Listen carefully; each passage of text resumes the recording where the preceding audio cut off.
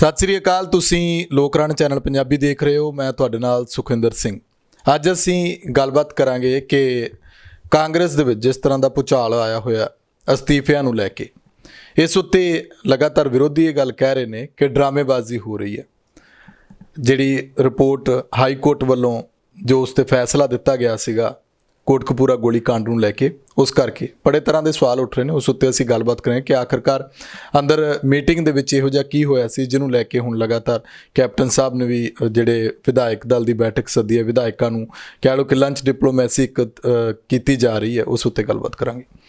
ਦੂਜਾ ਇਹ ਕਿ ਕੇਂਦਰੀ ਗ੍ਰਹਿ ਮੰਤਰਾਲੇ ਦੀ ਇੱਕ ਗੁਪਤ ਚਿੱਠੀ ਜਿਹੜੀ ਹੈ ਉਹ ਪੰਜਾਬ ਦੇ ਵਿੱਚ ਪਹੁੰਚੀ ਹੈ, ਪੁਲਿਸ ਵਿਭਾਗ ਨੂੰ ਪਹੁੰਚੀ ਹੈ ਕਿ ਜਿੰਨੇ ਵੀ ਭਾਜਪਾ ਦੇ ਲੀਡਰ ਨੇ ਜਾਂ RSS ਦੇ ਲੀਡਰ ਨੇ ਉਹਨਾਂ ਨੂੰ ਸੁਰੱਖਿਆ ਦਿੱਤੀ ਜਾਵੇ। ਜਿਹੜੇ ਉੱਪਰਲੇ ਲੈਵਲ ਦੇ ਨੇ ਉਹਨਾਂ ਦੇ ਨਾਮ ਵੀ ਜ਼ਿਕਰ ਵਿੱਚ ਕੀਤਾ ਗਿਆ ਕਿ ਇਹ ਕਿਉਂ, ਕਾਰਨ ਕੀ ਹੈ ਇਹਦਾ, ਆਖਰਕਾਰ ਕਿੱਥੇ ਖਤਰਾ ਮਹਿਸੂਸ ਹੋ ਰਿਹਾ ਹੁਣ ਭਾਜਪਾ ਨੂੰ ਜਦੋਂ ਕਿਸਾਨੀ ਅੰਦੋਲਨ 'ਚ ਕਿਸਾਨਾਂ ਦੇ ਨਾਲ ਗੱਲਬਾਤ ਨਹੀਂ ਹੋ ਰਹੀ। ਤੀਜਾ ਇਹ ਕਿ ਦੀਪ ਸਿੱਧੂ ਦੀ ਜਿਹੜੀ ਰਿਹਾਈ ਹੋ ਚੁੱਕੀ ਹੈ ਉਹ ਹੁਣ ਇੱਕ ਵਾਰ ਫਿਰ ਤੋਂ ਸਰਗਰਮ ਹੋਣਗੇ। ਉਹਦੇ ਨਾਲ ਹੁਣ ਅਗਲੇ ਸਮੇਂ ਦੇ ਵਿੱਚ ਕਿਸ ਤਰ੍ਹਾਂ ਸਿਆਸਤ ਪੰਜਾਬ ਦੀ ਬਦਲਣੀ ਹੈ ਜਾਂ ਕਿਸਾਨਾਂ ਦੇ ਅੰਦੋਲਨ ਦੇ ਵਿੱਚ ਕਿਸ ਤਰ੍ਹਾਂ ਦੀ ਦਿਸ਼ਾ ਜਿਹੜੀ ਉਹ ਅੱਗੇ ਨਜ਼ਰ ਆ ਰਹੀ ਹੈ। ਇਸ ਉੱਤੇ ਗੱਲਬਾਤ ਕਰਨ ਦੇ ਲਈ ਮੇਰੇ ਨਾਲ ਸਿਆਸੀ ਮਾਹਰ ਪ੍ਰੋਫੈਸਰ ਰਣ ਸਿੰਘ ਧਾਲੀਵਾਲ ਮੌਜੂਦ ਨੇ। ਪ੍ਰੋਫੈਸਰ ਸਾਹਿਬ ਸਵਾਗਤ ਹੈ ਤੁਹਾਡਾ। ਧੰਨਵਾਦ ਜੀ, ਧੰਨਵਾਦ ਸਾਰੇ ਸਰੋਤਿਆਂ ਦਾ ਵੀ ਧੰਨਵਾਦ ਜੀ, ਤੁਹਾਡਾ ਵੀ ਧੰਨਵਾਦ, ਸ਼ੁਕਰੀਆ। ਪ੍ਰੋਫੈਸਰ ਸਾਹਿਬ ਕਿਸ ਤਰ੍ਹਾਂ ਦੇਖਦੇ ਹੋ, ਕਾਂਗਰਸ ਦੇ ਵਿੱਚ ਕੋਈ ਭੁਚਾਲ ਹੈ ਜਾਂ ਫਿਰ ਡਰਾਮੇਬਾਜ਼ੀ ਹੈ ਜਿਹੜੇ ਅਸਤੀਫੇ ਦਿੱਤੇ ਸੁਖਜਿੰਦਰ ਰੰਧਾਵਾ ਤੇ ਸੁਨੀਲ ਜਾਖੜ ਨੇ? ਸੁਖਵਿੰਦਰ ਜੀ, ਇਹਦੇ ਵਿੱਚ ਦੇਖੋ ਇੱਕ ਗੱਲ ਤਾਂ ਸਾਫ਼ ਹੈ ਕਿ ਕੁੰਵਰ ਵਿਜੇ ਪ੍ਰਤਾਪ ਸਿੰਘ ਨੇ ਜਿਸ ਤਰ੍ਹਾਂ ਕੰਮ ਕੀਤਾ ਉਹਦੀਆਂ ਪਰਤਾਂ ਦੇ ਵਿੱਚ ਸ਼ਾਇਦ ਮੈਂ ਨਹੀਂ ਜਾਊਂਗਾ, ਪਰ ਫਿਰ ਵੀ ਜੋ ਉਹਨੇ ਕੰਮ ਕੀਤਾ ਉਹਦੇ ਨਾਲ ਪਬਲਿਕ ਦੇ ਵਿੱਚ ਇਹ ਇਮੇਜ ਬਣਿਆ ਕਿ ਉਹ ਇੱਕ ਇਮਾਨਦਾਰ ਅਫਸਰ ਹੈ ਤੇ ਉਹਨੇ ਆਪਣੀ ਇਮਾਨਦਾਰੀ ਦੇ ਸਿਰ ਤੇ ਅੱਛਾ ਕੰਮ ਕੀਤਾ ਹੈ। ਉਹ ਜਿਹੜੇ ਫੈਕਟਸ ਲੈ ਕੇ ਆਉਣ 'ਚ ਕਾਮਯਾਬ ਹੋਇਆ ਹੈ ਉਹ ਸਾਰੇ ਸੱਚ ਦੇ ਨੇੜੇ ਤੇੜੇ ਕਿਤੇ ਘੁੰਮਦੇ ਨੇ। ਔਰ ਇਹ ਜਿਹੜਾ ਇਮੇਜ ਹੈ ਇਹ ਸਰਕਾਰ ਨੇ ਵੀ ਉਹਦਾ ਬਣਾਇਆ, ਮੀਡੀਆ 'ਚ ਵੀ ਉਹਦਾ ਬਣਿਆ ਤੇ ਪਬਲਿਕ ਨੇ ਉਹਨੂੰ ਸਮਝਿਆ ਵੀ ਇੱਦਾਂ ਹੀ ਕਿ ਸ਼ਾਇਦ ਹੁਣ ਇਸ ਮਸਲੇ ਦੇ ਵਿੱਚ ਜਿਹੜੀ ਗੱਲ ਹੈ ਉਹ ਸੱਚ ਸਾਹਮਣੇ ਆਊਗਾ ਤੇ ਦੋਸ਼ੀਆਂ ਨੂੰ ਸਜ਼ਾਵਾਂ ਮਿਲਣਗੀਆਂ। ਲੇਕਿਨ ਉਹਦੇ ਵਿੱਚ ਕੋਰਟ ਨੇ ਵੱਡੀਆਂ ਖਾਮੀਆਂ ਦਰਸਾ ਕੇ ਜਿਸ ਕਿਸਮ ਨਾਲ ਉਹਨੂੰ ਰੱਦ ਕੀਤਾ ਰਿਪੋਰਟ ਨੂੰ, ਉਹ ਆਪਦੇ ਆਪ 'ਚ ਇੱਕ ਬਹੁਤ ਵੱਡਾ ਸਵਾਲੀਆ ਚਿੰਨ੍ਹ ਲੱਗ ਗਿਆ। ਹਾਂ, ਕੁਛ ਵਕੀਲਾਂ ਦੀਆਂ ਇਹ ਵੀ ਰਾਏ ਆਈ ਹੈ ਕਿ ਕੋਰਟ ਨੇ ਵੀ ਸ਼ਾਇਦ ਆਪਣੀ ਜੂਰਿਸਡਿਕਸ਼ਨ ਤੋਂ, ਮੈਂ ਉਹ 'ਤੇ ਕਮੈਂਟ ਨਹੀਂ ਕਰ ਸਕਦਾ, ਕਿ ਕੋਰਟ ਨੇ ਵੀ ਆਪਣੀ ਜੂਰਿਸਡਿਕਸ਼ਨ ਤੋਂ ਬਾਹਰ ਜਾ ਕੇ, ਕਿਉਂਕਿ ਜਿਹੜੀ ਹੇਠਲੀ ਕੋਰਟ ਹੁੰਦੀ ਹੈ ਜਿੱਥੇ ਸਾਰੀਆਂ ਗਵਾਹੀਆਂ ਇਕੱਠੀਆਂ ਕੀਤੀਆਂ ਜਾਂਦੀਆਂ ਨੇ, ਉਹ ਕੋਈ ਗਵਾਹੀਆਂ 'ਤੇ ਕਮੈਂਟ ਕਰ ਸਕਦੀ ਹੈ। ਹਾਈ ਕੋਰਟ ਨੇ ਕੁਛ ਕਮੈਂਟ ਗਵਾਹੀਆਂ ਉੱਤੇ ਵੀ ਕੀਤੇ ਨੇ ਕਿ ਫਲਾਣੇ ਨੂੰ ਗਵਾਹ ਬੁਲਾਇਆ ਨਹੀਂ ਗਿਆ, ਫਲਾਣਾ ਗਵਾਹ ਹੈ ਨਹੀਂ। ਜਿਹੜੇ ਉਹ ਪ੍ਰੋਸੀਜਰ 'ਤੇ ਕਮੈਂਟ ਨੇ, ਕੁਛ ਵਕੀਲਾਂ ਵੱਲੋਂ ਇਹ ਉਹਦੇ ਵਿੱਚ ਇਤਰਾਜ਼ ਹੈ ਕਿ ਕੋਰਟ ਦਾ ਸ਼ਾਇਦ ਇਹ ਅਧਿਕਾਰ ਖੇਤਰ ਨਹੀਂ ਹੈ, ਮਾਨਯੋਗ ਹਾਈ ਕੋਰਟ ਦਾ। ਪਰੰਤੂ ਉਹਦੇ ਨਾਲ ਇਹ ਹੋਇਆ ਕਿ ਦੋ ਗੱਲਾਂ ਸਾਹਮਣੇ ਆਈਆਂ ਕਿ ਇੱਕ ਤਾਂ ਕਾਂਗਰਸ ਦੇ ਵਿੱਚ ਇਨ ਜਨਰਲ ਇਹ ਸਮਝਿਆ ਜਾਂਦਾ ਸੀ ਕਿ ਇਹ ਰਿਪੋਰਟ ਆਉਣ ਤੋਂ ਬਾਅਦ ਤੇ ਕਾਰਵਾਈ ਅੱਗੇ ਤੁਰਨ ਤੋਂ ਬਾਅਦ ਇਹ ਜਿਹੜੇ ਸਾਰੇ ਦੋਸ਼ ਨੇ ਉਹ ਬਾਦਲਾਂ ਦੇ ਉੱਤੇ ਆ ਜਾਣਗੇ ਤੇ ਬਾਦਲ ਸਿਆਸੀ ਤੌਰ 'ਤੇ, ਜਾਂ ਬਾਦਲ ਪਰਿਵਾਰ ਕਹਿ ਲਓ ਸਿਆਸੀ ਤੌਰ 'ਤੇ, ਜਾਂ ਬਾਦਲ ਅਕਾਲੀ ਦਲ ਕਹੋ, ਉਹਨੂੰ ਇਸ ਦੀ ਵੱਡੀ ਕੀਮਤ ਦੇਣੀ ਪਊਗੀ ਤੇ ਹੋਰ ਕੋਈ ਸਿਆਸੀ ਪਾਰਟੀ ਬਦਲ ਨਾ ਹੁੰਦੇ ਹੋਏ ਇਹਦਾ ਵੱਡਾ ਫਾਇਦਾ ਕਾਂਗਰਸ ਨੂੰ ਮਿਲੇਗਾ। ਪਰੰਤੂ ਸਮੇਂ-ਸਮੇਂ 'ਤੇ ਵਿਰੋਧੀਆਂ ਵੱਲੋਂ ਇੱਕ ਦੋਸ਼ ਲੱਗਦਾ ਆ ਰਿਹਾ ਹੈ ਮਾਨਯੋਗ ਮੁੱਖ ਮੰਤਰੀ ਤੇ ਕਿ ਕੈਪਟਨ ਅਮਰਿੰਦਰ ਸਿੰਘ ਤੇ ਬਾਦਲ ਆਪਸ ਵਿੱਚ ਮਿਲੇ ਹੋਏ ਨੇ। ਉਹ ਜਿਹੜਾ ਦੋਸ਼ ਸੀ, ਜਦੋਂ ਇਸ ਤਰ੍ਹਾਂ ਦੀ ਰਿਪੋਰਟ ਤੇ ਕਾਰਵਾਈ ਕੋਰਟ ਦੇ ਆਰਡਰ ਆਏ, ਉਹਦੇ ਵਿੱਚੋਂ ਉਹ ਦੋਸ਼ ਨੂੰ ਪ੍ਰਮਾਣਿਤ ਕਰਨ ਲਈ ਇੱਕ ਬੜੀ ਨਿੱਘਰ ਦਲੀਲ ਮਿਲ ਗਈ ਕਿ ਜਿਹੜੇ ਬਾਕੀ ਸਿੱਟ ਮੈਂਬਰਾਂ ਦੇ ਦਸਤਖਤ ਜਾਣਬੁੱਝ ਕੇ ਨਹੀਂ ਕਰਵਾਏ ਗਏ, ਕਿਉਂ ਨਹੀਂ ਕਰਵਾਏ ਗਏ, ਇਹ ਸਾਰਾ ਕੁਝ ਕਿਉਂ ਨਹੀਂ ਹੋਇਆ, ਜਿਵੇਂ ਕੋਰਟ ਨੇ ਸਵਾਲ ਕੀਤੇ ਨੇ ਉਹ ਕਿਉਂ ਨਹੀਂ ਹੋਇਆ, ਜਾਂ ਜਿਵੇਂ ਕੁੰਵਰ ਵਿਜੇ ਪ੍ਰਤਾਪ ਨੇ ਦੁਬਾਰਾ ਫਿਰ ਉਹਦਾ ਏਜੰਡਾ ਲੈ ਆਂਦਾ ਕਿ ਜੀ ਮਤਲਬ ਮੈਨੂੰ ਜਿਹੜੀ ਐਡਵੋਕੇਟ ਜਨਰਲ ਜਾਂ ਉਹਦੀ ਟੀਮ ਦੀ ਫੌਜ ਸੀ, ਮੈਨੂੰ ਉਹਨਾਂ ਨੇ ਸਹਿਯੋਗ ਨਹੀਂ ਦਿੱਤਾ ਤੇ ਉਹ ਸਾਰਾ ਜਿਹੜਾ ਦੋਸ਼ ਦਾ ਠੀਕਰ ਹੈ ਉਹ ਮੁੱਖ ਮੰਤਰੀ ਤੇ ਆ ਜਾਂਦੀ ਹੈ, ਉਹਦੀ ਜ਼ਿੰਮੇਵਾਰੀ ਫਿਕਸ ਹੁੰਦੀ ਹੈ ਕਿ ਜੀ ਫਿਰ ਮੁੱਖ ਮੰਤਰੀ ਜਿਹੜੇ, ਮੈਂ ਫਿਰ ਕਹਿਣਾ ਕਿ ਜਿਹੜੇ ਉਹ ਦੋਸ਼ ਲੱਗਦੇ ਸੀ, ਉਹ ਦੋਸ਼ਾਂ ਨੂੰ ਇਹਨਾਂ ਗੱਲਾਂ ਨੇ ਬਹੁਤ ਤਾਕਤ ਦਿੱਤੀ ਕਿ ਉਹਨਾਂ ਦੋਸ਼ਾਂ 'ਚ ਲੱਗਦਾ ਹੈ ਵੀ ਕੋਈ ਸੱਚ ਹੈ। ਉਹਦੇ ਨਾਲ ਜਿੱਥੇ ਬਾਦਲ ਦਲ ਦੇ ਵਿੱਚ ਇਸ ਗੱਲ ਦੀ ਖੁਸ਼ੀ ਫੈਲ ਗਈ ਕਿ ਅਸੀਂ ਬਰੀ ਕੀਤੇ ਜੀ, ਅਸੀਂ ਤਾਂ ਤੁਹਾਨੂੰ ਪਹਿਲਾਂ ਹੀ ਕਹਿੰਦੇ ਸੀ ਸਾਡਾ ਤਾਂ ਕੋਈ ਦੋਸ਼ ਹੀ ਨਹੀਂ, ਪਰ ਜਿਹੜਾ ਇਮੇਜ ਕਾਂਗਰਸ ਦਾ ਬਣਿਆ ਤੇ ਕਾਂਗਰਸ ਨੇ ਜਿਹੜੀ ਵਾਹਵਾ ਖੱਟਣੀ ਸੀ ਉਹਦੇ ਬਜਾਏ ਕਾਂਗਰਸ ਦੇ ਹਿੱਸੇ 'ਚ ਉਹ ਜਿਹੜੀ ਗੈਰ ਕਾਮਯਾਬੀ ਹੈ ਜਾਂ ਫੇਲ ਹੋਣਾ ਹੈ ਉਹ ਆਇਆ। ਉਹਦੇ ਨਾਲ ਖਲਬਲੀ ਕੁਦਰਤੀ ਹੈ, ਸਾਰਿਆਂ ਨੂੰ ਲੱਗਿਆ ਕਿ ਯਾਰ ਇਹ ਤੇ ਬਿਲਕੁਲ ਹੀ ਚੋਣਾਂ ਸਿਰ 'ਤੇ ਨੇ, ਇਹ ਜਵਾਬ ਅਸੀਂ ਕੀ ਦੇਵਾਂਗੇ। ਤੇ ਕੋਰਟ ਨੇ ਉਹਦੇ ਵਿੱਚ ਇੱਕ ਸਿਚੁਏਸ਼ਨ ਇੱਦਾਂ ਦੀ ਬਣ ਗਈ ਕੋਰਟ ਦੇ ਆਰਡਰਾਂ ਨੂੰ ਦੇਖਦੇ ਹੋਏ ਕਿ ਤੁਹਾਡੇ ਕੋਲੇ ਹੁਣ ਇਹ ਵੀ ਟਾਈਮ ਨਹੀਂ ਕਿ ਤੁਸੀਂ ਉਹਨੂੰ ਚੈਲੰਜ ਕਰੋ ਜਾਂ ਨਵੀਂ ਸਿੱਟ ਬਿਠਾਵੋ। 6 ਮਹੀਨੇ ਰਹਿ ਗਏ, ਨਵੀਂ ਸਿੱਟ 'ਤੇ ਵੀ ਕਿਸੇ ਪਾਸੇ ਗੱਲ ਲੱਗਣੀ ਨਹੀਂ, ਤੇ ਜੇ ਦੁਬਾਰਾ ਉਹਨੂੰ ਚੈਲੰਜ ਕਰਦੇ ਨੇ ਤਾਂ ਚੈਲੰਜ ਕਰਕੇ ਜ਼ਰੂਰੀ ਨਹੀਂ ਹੈਗਾ ਸੁਪਰੀਮ ਕੋਰਟ 'ਚ ਵਿੱਚ 6 ਮਹੀਨਿਆਂ ਦੇ ਵਿੱਚ ਕੋਈ ਆ ਜਾਵੇ ਉਹਦਾ ਰਿਜ਼ਲਟ। ਤੇ ਉਹਦੇ ਵਿੱਚ ਜਿਹੜੀ ਹਰ ਗੱਲ 'ਤੇ ਜਿਹੜੇ ਸਪੈਸ਼ਲ ਇਜਲਾਸ ਬੁਲਾ ਕੇ ਜਿਸ ਕਿਸਮ ਨਾਲ ਮੁੱਖ ਮੰਤਰੀ ਜੀ ਨੇ ਦਮਗਜੇ ਭਰੇ, ਵੱਡੇ ਵੱਡੇ ਵਿਸ਼ਵਾਸ ਦਵਾਏ ਕਿ ਮੈਂ ਕਾਰਵਾਈ ਕਰੂੰਗਾ, ਤੇ ਉਹ ਜਿਹੜਾ ਇੱਕ ਵਾਰੀ ਸਾਰਾ ਕੁਝ ਫੇਲ ਹੋ ਗਿਆ। ਤੇ ਇਹਦੇ ਵਿੱਚ ਜਿਹੜੀ ਖਲਬਲੀ ਮਚਣੀ ਬਹੁਤ ਕੁਦਰਤੀ ਹੈ। ਸਭ ਨੂੰ ਲੱਗ ਰਿਹਾ ਕਿ ਜਿਹੜੇ ਬੇਸ 'ਤੇ ਅਸੀਂ ਇਲੈਕਸ਼ਨ ਜਿੱਤਣੀ ਸੀ ਉਹ ਸਾਡਾ ਬੇਸ ਹੀ ਫੇਲ ਹੋ ਗਿਆ। ਸੋ ਇਸ ਕਰਕੇ ਮੈਨੂੰ ਲੱਗਦਾ ਹੈ ਇਹ 'ਚ ਇੱਕ ਗੱਲ ਹੋਰ ਕਿ ਮੌਕੇ 'ਤੇ ਸਿਚੁਏਸ਼ਨ ਇੱਦਾਂ ਦੀ ਬਣੀ ਹੈ ਕਿ ਝੰਡਾ ਬਗਾਵਤ ਦਾ ਨਵਜੋਤ ਸਿੰਘ ਸਿੱਧੂ ਨੇ ਪਹਿਲਾਂ ਹੀ ਚੱਕਿਆ ਹੋਇਆ ਹੈ। ਹੁਣ ਜੇ ਕੋਈ ਬੋਲਦਾ ਵੀ ਹੈ, ਕਿਸੇ ਨੇ ਵੀ ਨਵਜੋਤ ਸਿੰਘ ਸਿੱਧੂ ਦੀ ਸਿੱਧੀ ਹਮਾਇਤ ਨਹੀਂ ਕੀਤੀ, ਪਰ ਜਿਹੜਾ ਬੋਲਦਾ ਹੈ ਉਹਦੇ ਅਰਥ ਹੀ ਨਿਕਲਣਗੇ ਕਿ ਹੁਣ ਇੱਕ ਬਾਗੀ ਧੜਾ ਹੈ ਜਿਹੜਾ ਉਹ ਕਾਂਗਰਸ ਦੇ ਵਿੱਚ ਤਾਕਤਵਰ ਹੋਇਆ ਤੇ ਉਹਨਾਂ ਨੇ ਅਮਰਿੰਦਰ ਸਿੰਘ ਦੀ ਤਾਕਤ ਨੂੰ ਚੈਲੰਜ ਕੀਤਾ ਹੈ। ਇਹ ਤੁਹਾਡੀ ਗੱਲ ਜਿਹੜੀ, ਮੈਂ ਇਸ ਗੱਲ ਦਾ ਵੀ ਜਵਾਬ ਇੱਥੇ ਦੇਵਾਂਗਾ ਕਿ ਜਿਹੜਾ ਇਹ ਸਮਝਿਆ ਜਾਂਦਾ ਹੈ ਵੀ ਕਿਤੇ ਇਹ ਸਾਰਾ ਕੁਝ ਯੋਜਨਾਬੱਧ ਤਰੀਕੇ ਨਾਲ ਤਾਂ ਨਹੀਂ ਕੀਤਾ ਜਾ ਰਿਹਾ। ਇਹਦੇ ਵਿੱਚ ਥੋੜ੍ਹੀਆਂ ਜਿਹੀਆਂ ਚੀਜ਼ਾਂ ਇਸ ਤਰ੍ਹਾਂ ਦੇ ਸੰਕੇਤ ਨੇ ਕਿ ਜਿਹੜੇ ਸ਼ੱਕ ਪੈਦਾ ਕਰਦੇ ਨੇ ਕਿ ਜਿਵੇਂ ਇਹਦੇ ਵਿੱਚ ਆਇਆ ਹਾਲੇ ਤੱਕ ਜੋ ਰਿਪੋਰਟ ਹੋਇਆ ਕਿ ਕੈਬਨਿਟ ਮੀਟਿੰਗ ਸੀ। ਜੇਕਰ ਕੈਬਨਿਟ ਮੀਟਿੰਗ ਸੀ ਤਾਂ ਪਾਰਟੀ ਦਾ ਪ੍ਰਧਾਨ ਉੱਥੇ ਕਿਸ ਕੈਪੈਸਿਟੀ 'ਚ ਸ਼ਾਮਲ ਹੋਇਆ ਜੀ। ਜੇਕਰ ਪਾਰਟੀ ਦਾ ਪ੍ਰਧਾਨ ਉੱਥੇ ਸ਼ਾਮਲ ਹੋਇਆ ਤੇ ਉਹ ਕਹਿ ਰਿਹਾ ਹੈ ਸੀਐਮ ਨੂੰ ਕਿ ਇਹ ਲਓ ਜੀ ਅਸਤੀਫਾ। ਸੀਐਮ ਕਿਹੜੀ ਅਥਾਰਟੀ ਨੇ ਕਿ ਉਹ ਪਾਰਟੀ ਪ੍ਰਧਾਨ ਦਾ ਅਸਤੀਫਾ ਮਨਜ਼ੂਰ ਕਰ ਲੈਣ। ਤੇ ਦੂਸਰੀ ਇਹ ਅਜੀਬ ਗੱਲ ਆ ਰਹੀ ਹੈ ਕਿ ਜੀ ਉਹ ਅਸਤੀਫੇ ਮੌਕੇ ਤੇ ਪਾੜ ਦਿੱਤੇ ਗਏ। ਇਹ ਪਾੜ ਦੇਣਾ ਜਿਹੜਾ ਅਸਤੀਫਿਆਂ ਨੂੰ ਨਾ, ਇਹ ਪ੍ਰੋਵੋਕੇਸ਼ਨ ਦੀ ਨਿਸ਼ਾਨੀ ਹੈ।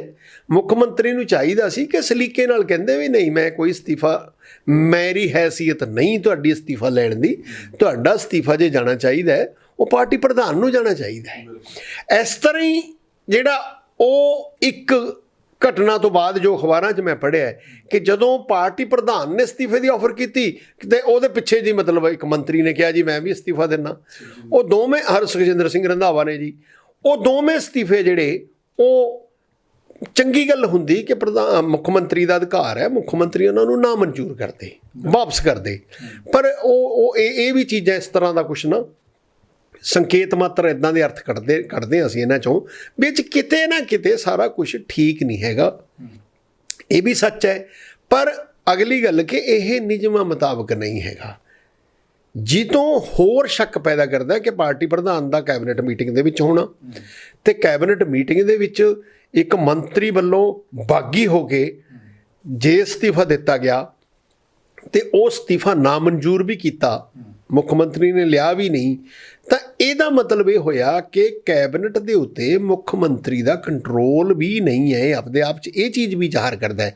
ਬਲਕਿ ਇੱਕ ਹੋਰ ਮੰਤਰੀ ਦਾ ਨਾਮ ਵੀ ਆਉਂਦਾ ਕਿ ਬਾਅਦ 'ਚ ਉਹ ਵੀ ਬੋਲੇ, ਚਰਨਜੀਤ ਚੰਨੀ। ਹਾਂਜੀ, ਸੋ ਇਸ ਕਰਕੇ ਮੈਂ ਇਸ ਦੇ ਹੱਲ ਦੀ ਕੜੀ ਇਹ ਅਰਥ ਜ਼ਰੂਰ ਨਿਕਲਦੇ ਨੇ ਕਿ ਜਿਵੇਂ ਮਾਨਯੋਗ ਮੁੱਖ ਮੰਤਰੀ ਅਮਰਿੰਦਰ ਸਿੰਘ ਦੀ ਪਕੜ ਸੀ ਪੰਜਾਬ ਦੀ ਕਾਂਗਰਸ ਦੀ ਸਿਆਸਤ ਤੇ, ਕੁੱਲ ਸਿਆਸਤ ਤੇ ਨਹੀਂ ਮੈਂ ਕਹਿੰਦਾ, ਕਾਂਗਰਸ ਦੀ ਸਿਆਸਤ ਤੇ, ਇਹਦੇ ਵਿੱਚੋਂ ਇਹ ਸੰਕੇਤ ਬੜਾ ਸਾਫ਼ ਹੈ ਕਿ ਕਾਂਗਰਸ ਉੱਪਰ ਉਸ ਦੀ ਇਹ ਪਕੜ ਕਾਫੀ ਢਿੱਲੀ ਹੋਈ ਹੈ।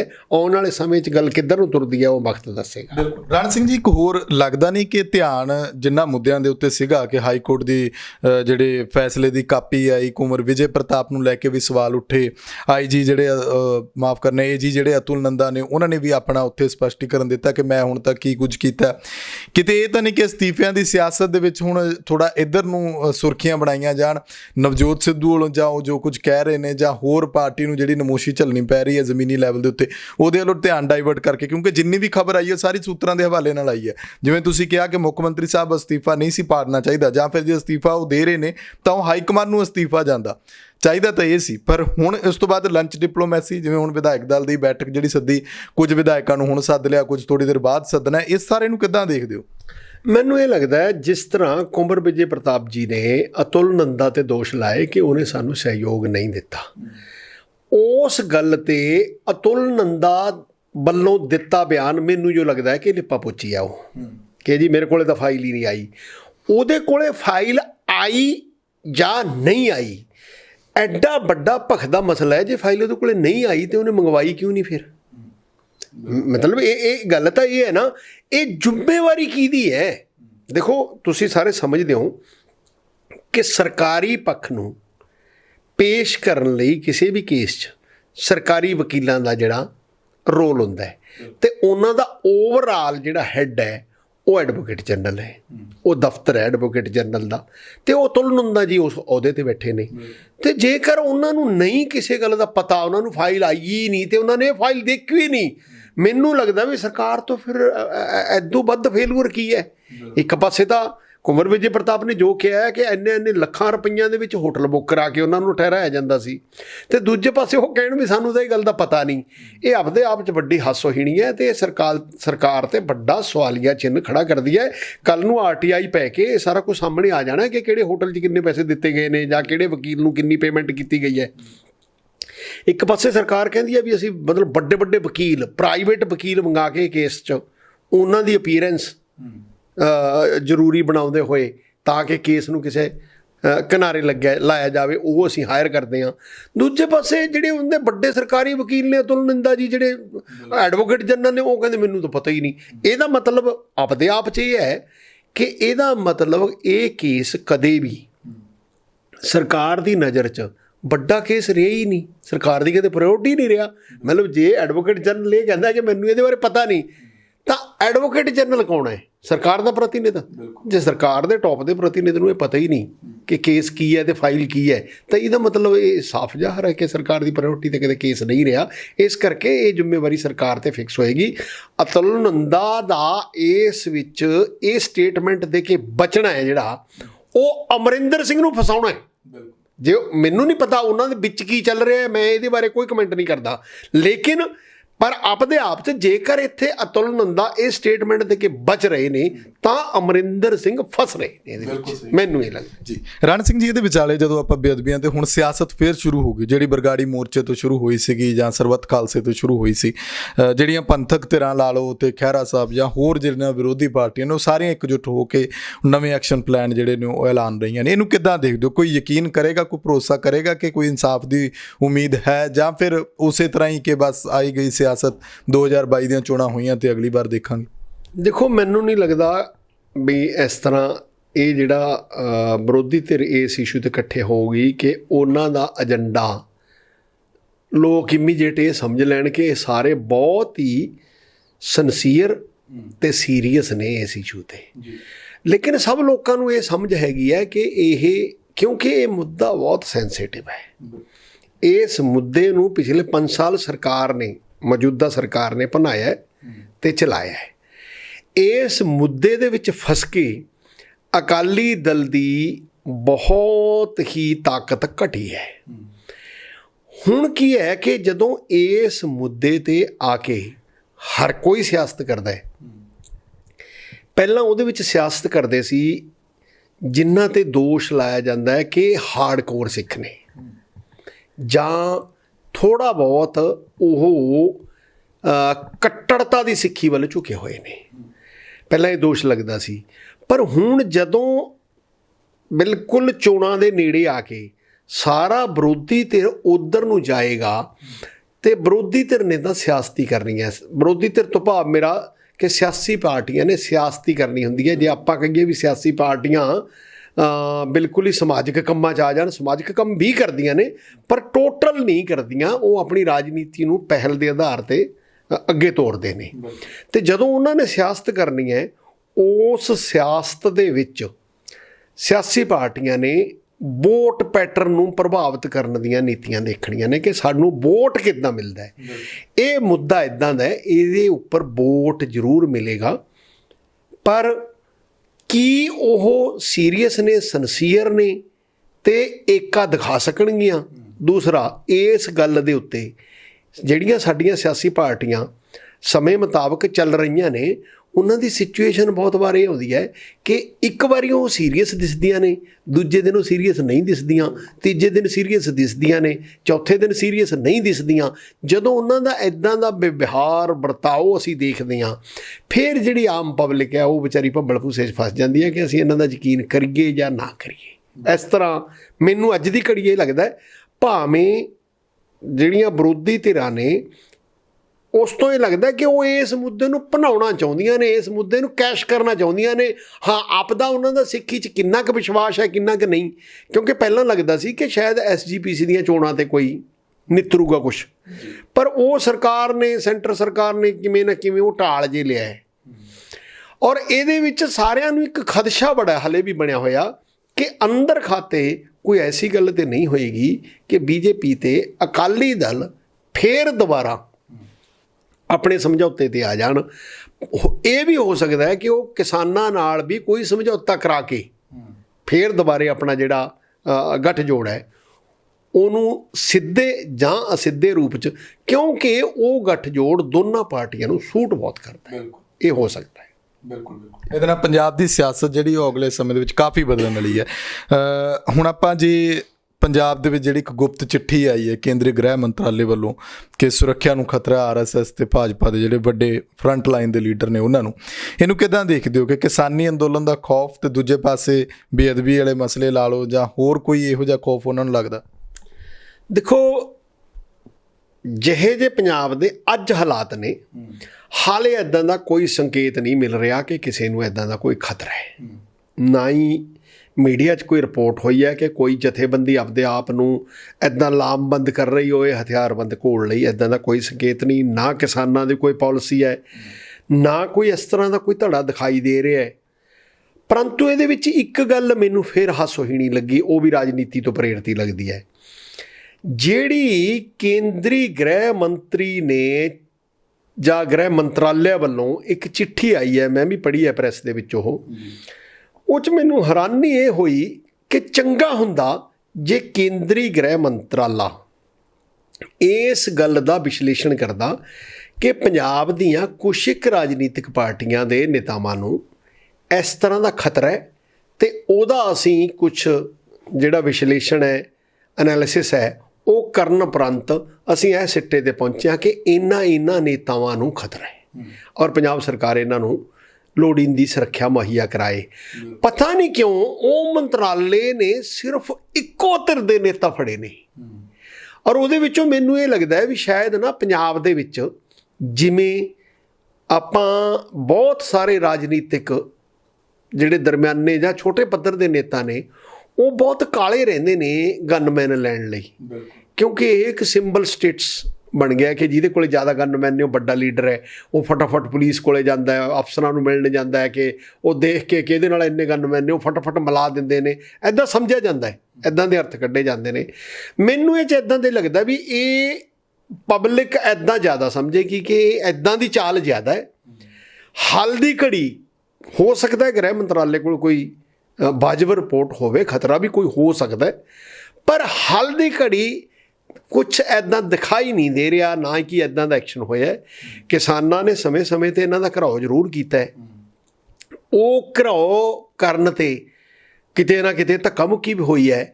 ਸਿਰਫ ਇੱਕ ਉਹ ਜਿਹੜਾ MLA ਵਾਲਾ ਜਿਹਦੇ ਕੱਪੜੇ ਲਾਹੇ ਗਏ ਨੇ, ਉਸ ਕਾਂਡ ਤੋਂ ਬਿਨਾਂ ਬਹੁਤ ਇਸ ਤਰ੍ਹਾਂ ਦੀ ਜਿਹੜੀ ਵਾਇਲੈਂਸ ਨਹੀਂ ਦੇਖੀ ਗਈ ਜਿਹਨੂੰ ਅਸੀਂ ਇਹ ਸਮਝ ਲਈਏ ਕਿ ਜਾਨ ਮਾਲ ਦਾ ਖਤਰਾ ਹੈ। ਸੋ ਇਸ ਤੋਂ ਮੈਨੂੰ ਇਹ ਲੱਗਦਾ ਵੀ ਇਹਦੇ ਵਿੱਚ ਕਿਤੇ ਕਿਤੇ ਇੱਦਾਂ ਦਾ ਲੱਗ ਰਿਹਾ ਮੈਨੂੰ ਵੀ ਸ਼ਾਇਦ ਸਾਰਾ ਕੁਝ ਗ੍ਰਹਿ ਮੰਤਰਾਲੇ ਦੇ ਪੱਤਰ ਦੀ ਜਿਹੜੀ ਸਮੈਲ ਹੈ ਉਹਦੇ ਵਿੱਚ ਹੋਰ ਤਰ੍ਹਾਂ ਦੀ ਵੀ ਕੁਛ ਸਮੈਲ ਆ ਰਹੀ ਹੈ, ਜਿਹਦੇ ਵਿੱਚ ਇਹ ਲੱਗਦਾ ਹੈ ਕਿ ਉਹ ਜਾਣ ਬੁੱਝ ਕੇ ਉਹਨਾਂ ਵਿਅਕਤੀਆਂ ਦੀ ਮਹੱਤਤਾ ਬਣਾਉਣ ਲਈ, ਵੱਧ ਮਹੱਤਤਾ ਬਣਾਉਣ ਲਈ, ਤੇ ਇਹ ਇੱਕ ਸੰਕੇਤ ਦੇਣ ਲਈ ਬਿਊਰੋਕਰੇਸੀ ਨੂੰ ਕਿ ਇਹ ਬੰਦੇ ਸਾਡੇ ਮਹੱਤਵਪੂਰਨ ਨੇ ਕੇਂਦਰ ਸਰਕਾਰ ਦੇ, ਤੇ ਇਹਨਾਂ ਦੇ ਤੁਸੀਂ ਕੰਮ ਕਰਦੇ ਰਹੋ। ਤੇ ਇਹ ਵੀ ਇੱਕ ਹੋ ਸਕਦਾ, ਇਹ ਪਹਿਲੂ ਵੀ ਲੱਗਦਾ ਇੱਕ ਕਿ ਇਹ ਹੋ ਸਕਦਾ ਹੈ। ਬਿਲਕੁਲ ਬਿਲਕੁਲ। ਆਖਰੀ ਖਬਰ, ਦੀਪ ਸਿੱਧੂ ਨੂੰ ਕਿਸ ਤਰ੍ਹਾਂ ਦੇਖਦੇ ਹੋ? ਦੀਪ ਸਿੱਧੂ ਦੀ ਰਿਹਾਈ ਹੋ ਚੁੱਕੀ ਹੈ, ਕੀ ਉਹ ਹੁਣ ਪੰਜਾਬ ਦੇ ਵਿੱਚ ਬੇਅਦਬੀ ਮਸਲਿਆਂ ਨੂੰ ਲੈ ਕੇ ਕੋਈ ਆਪਣੀ ਸਿਆਸਤ ਉਭਾਰਨ ਦੀ ਕੋਸ਼ਿਸ਼ ਵਿੱਚ ਹੋਣਗੇ? ਕਿਉਂਕਿ ਕਿਸਾਨੀ ਅੰਦੋਲਨ ਨੂੰ ਲੈ ਕੇ ਤਾਂ ਪਹਿਲਾਂ ਹੀ ਬਹੁਤ ਕੁਝ ਸਾਨੂੰ ਦੇਖਣ ਨੂੰ ਮਿਲ ਗਿਆ। ਦੀਪ ਸਿੱਧੂ, ਦੇਖੋ, ਇੱਕ ਤਾਂ ਸਿਆਸਤ ਕਰਨ ਦਾ ਹਰ ਇੱਕ ਨੂੰ ਬੁਨਿਆਦੀ ਹੱਕ ਹੈ। ਮੈਂ ਨਹੀਂ ਕਹਿੰਦਾ ਕਿ ਦੀਪ ਸਿੱਧੂ ਕਿਉਂ ਸਿਆਸਤ ਕਰਦਾ ਹੈ। ਦੀਪ ਸਿੱਧੂ ਦੇ ਜਿਹੜੇ ਵੀ ਐਕਸ਼ਨ ਹੁਣ ਤੱਕ ਹੋਏ ਨੇ, ਉਹਨਾਂ ਦੀ ਜਦੋਂ ਅਸੀਂ ਸਮੀਖਿਆ ਕਰਦੇ ਹਾਂ ਤਾਂ ਉਹਨਾਂ ਦੇ ਅਰਥ ਹੀ ਨਿਕਲਦੇ ਨੇ ਕਿ ਉਹ ਵਿਅਕਤੀ ਜਾਂ ਜਿਹੜੇ ਵਿਅਕਤੀ ਉਹਦੇ ਨਾਲ ਲੱਗੇ ਨੇ ਉਹਨੂੰ ਸਿਆਸੀ ਤੌਰ 'ਤੇ ਉਭਾਰਨ ਵਿੱਚ ਬਹੁਤ ਤੇਜ਼ੀ ਨਾਲ ਯਤਨਸ਼ੀਲ ਨੇ। ਜਦੋਂ ਉਹ ਇਸ ਮੋਰਚੇ 'ਚ ਆਇਆ, ਪਹਿਲਾਂ ਉਹਨੇ ਆਪਦੇ ਲੈਵਲ 'ਤੇ ਆਪਣਾ ਫਰੰਟ ਸਾਂਭਿਆ, ਸਨੀ ਦਿਓਲ ਦੀ ਮਦਦ ਕੀਤੀ, ਉਹ ਮੰਚ 'ਤੇ ਉੱਭਰਨ ਦੀ ਕੋਸ਼ਿਸ਼ ਕੀਤੀ। ਉਸ ਤੋਂ ਬਾਅਦ ਇਮੀਡੀਏਟ ਸਨੀ ਦਿਓਲ ਨੂੰ ਬਿਨਾਂ ਛੱਡੇ ਉਹ ਸ਼ੰਭੂ ਮੋਰਚੇ 'ਚ ਆ ਗਿਆ। ਸ਼ੰਭੂ ਮੋਰਚੇ 'ਚ ਫਟਾਫਟ ਉਹਨੇ ਇੱਕ ਆਪਣਾ ਵੱਖਰਾ ਮੋਰਚਾ ਲਾ ਲਿਆ। ਉਹ ਮੋਰਚੇ ਦੇ ਵਿੱਚ ਉਹ ਬਹੁਤ ਜ਼ਿਆਦਾ ਉੱਭਰ ਨਹੀਂ ਸਕਿਆ, ਪਰੰਤੂ ਜਦੋਂ ਹੀ ਅੱਗੇ ਜਾਣ ਦਾ, ਬੈਰੀਕੇਡ ਤੋੜਨ ਦੀ ਗੱਲ ਆਈ, ਉਹ 'ਚ ਫਿਰ ਉਹ ਫੋਰਫਰੰਟ 'ਤੇ ਆ ਗਿਆ। ਫੋਰਫਰੰਟ 'ਤੇ ਆਉਣ ਤੋਂ ਬਾਅਦ ਦੂਸਰਾ ਉਹਦਾ ਸਾਥੀ ਜਿਹੜਾ ਲੱਖਾ ਸਿਧਾਣਾ ਸੀ, ਉਹਨੇ ਰਾਜਸਥਾਨ ਬਾਰਡਰ 'ਤੇ ਕਿਸਾਨਾਂ ਦੀ ਸਲਾਹ ਤੋਂ ਬਿਨਾਂ, ਸਹਿਮਤੀ ਤੋਂ ਬਿਨਾਂ ਫਿਰ ਮਾਰਕੇ ਦੇ ਐਕਸ਼ਨ, ਤੇਜ਼ੀ ਦੇ ਐਕਸ਼ਨ ਕੀਤੇ, ਕਰੜੇ ਐਕਸ਼ਨ ਕੀਤੇ।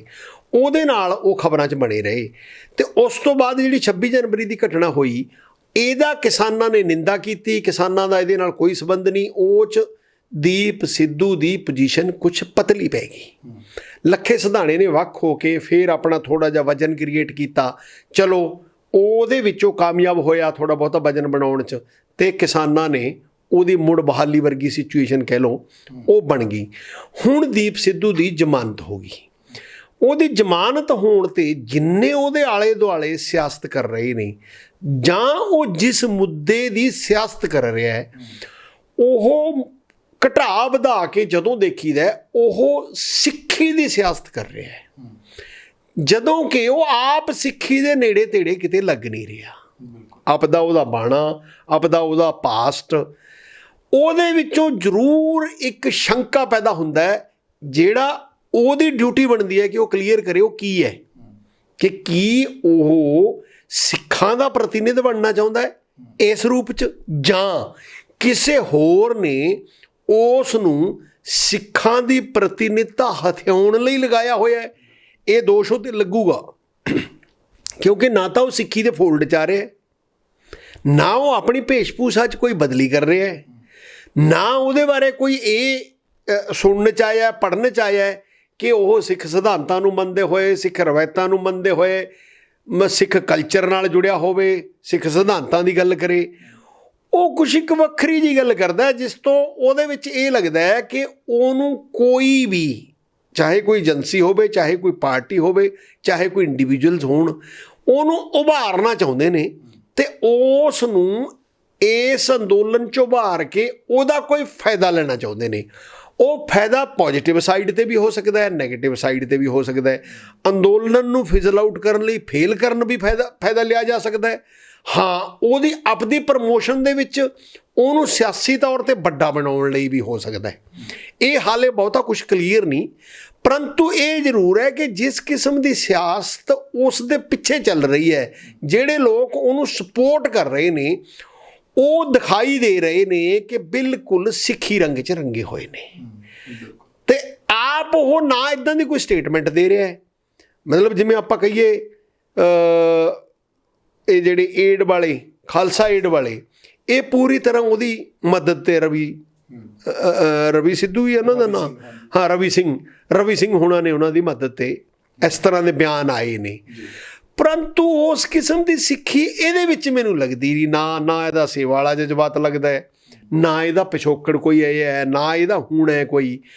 ਉਹਦੇ ਵਿੱਚੋਂ ਜਿਸ ਕਿਸਮ ਦੇ ਉਹ ਬਿਆਨਬਾਜ਼ੀ ਦੇ ਰਿਹਾ ਹੈ, ਅਤੇ ਇੱਕ ਉਹ ਪਤਾ ਨਹੀਂ ਹੁਣ ਉਹਦੇ ਵਿੱਚ ਦੋਸ਼ ਦੋ ਲੱਗਦੇ ਨੇ ਨਾ, ਇੱਕ ਤਾਂ ਉਹ ਭਗਵਾਂ ਜਾਂ ਪਟਕਾ ਜਾਂ ਬੰਨ੍ਹ ਕੇ, ਹੁਣ ਉਹ 'ਚ ਕਈ ਲੋਕ ਫਿਰ ਇਹ ਦੋਸ਼ ਲਾਉਣਗੇ, ਕੁਦਰਤੀ ਹੈ ਕਿ ਜੇਕਰ ਉਹ ਸਿੱਖ ਨਹੀਂ ਅਤੇ ਫਿਰ ਉਹ ਜਦੋਂ ਭਗਵੇਂ ਦਾ ਜਾਂ ਕੇਸਰੀ ਦਾ ਸਹਾਰਾ ਲੈਂਦਾ ਹੈ ਵੀ ਕਿਤੇ ਬੀਜੇਪੀ ਦਾ ਪਲਾਂਟੜ ਨਾ ਹੋਵੇ। ਅਤੇ ਦੂਜਾ ਉਹਨੂੰ ਛਡਾਉਣ ਦੇ ਵਿੱਚ ਦਿੱਲੀ ਗੁਰਦੁਆਰਾ ਪ੍ਰਬੰਧਕ ਕਮੇਟੀ ਦੇ ਪ੍ਰਧਾਨ ਉਹ ਬਹੁਤ ਵੱਡੇ ਕਲੇਮ ਕਰਦੇ ਨੇ ਕਿ ਜੀ ਅਸੀਂ ਇਹਨੂੰ ਬਹੁਤ ਵੱਡਾ ਰੋਲ ਕੀਤਾ ਹੈ।